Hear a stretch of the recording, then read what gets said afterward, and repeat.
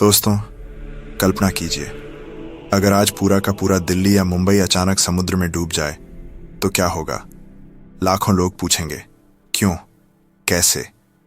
ठीक ऐसा ही हुआ था हजारों साल पहले, भगवान श्री कृष्ण की बसाई द्वारका नगरी के साथ।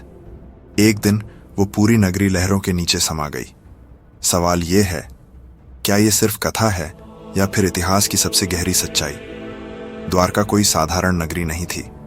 ये समुद्र किनारे बसाई गई एक स्वर्णिम नगरी थी। भव्य महल, ऊंचे द्वार और हर सुख सुविधा। इसे पृथ्वी पर स्वर्ग कहा जाता था। कहा जाता है कि इसमें 9 द्वार यानी 9 प्रवेश द्वार थे और इसी कारण इसका नाम पड़ा द्वारका। महाभारत युद्ध समाप्त होने के बाद यदुवंशियों में कलह और घमंड बढ़ने लगा। कथा है कि ऋषियों ने उनके अहंकार पर क्रोधित होकर श्राप दे दिया। श्राप ये था कि वे आपस में ही लड़कर नष्ट हो जाएंगे, और हुआ भी यही। यदुवंशी आपस में भिड़ गए और अपने ही हाथों अपने वंश का अंत कर बैठे। इसके बाद भगवान श्री कृष्ण ने भी इस पृथ्वी से अपना अवतार समाप्त कर लिया, और जैसे ही वे इस लोक से विदा हुए, समुद्र ने धीरे धीरे द्वारका नगरी को अपने भीतर समा लिया।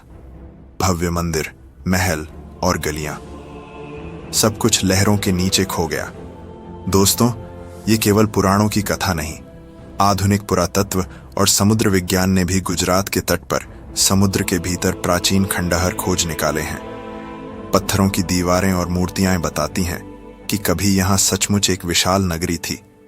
द्वारका की डूबती नगरी हमें सिखाती है कि चाहे कोई साम्राज्य कितना भी समृद्ध क्यों ना हो, अगर धर्म से भटक जाए तो उसका पतन निश्चित है। सोचिए, अगर भगवान की प्रिय नगरी भी नहीं बच सकी तो हमारी दुनिया का क्या होगा, जहां अधर्म दिन प्रतिदिन बढ़ रहा है। ऐसी ही धार्मिक और सनातन धर्म से जुड़ी कथाएं सुनने के लिए चैनल को सब्सक्राइब जरूर करें। जय श्री कृष्ण।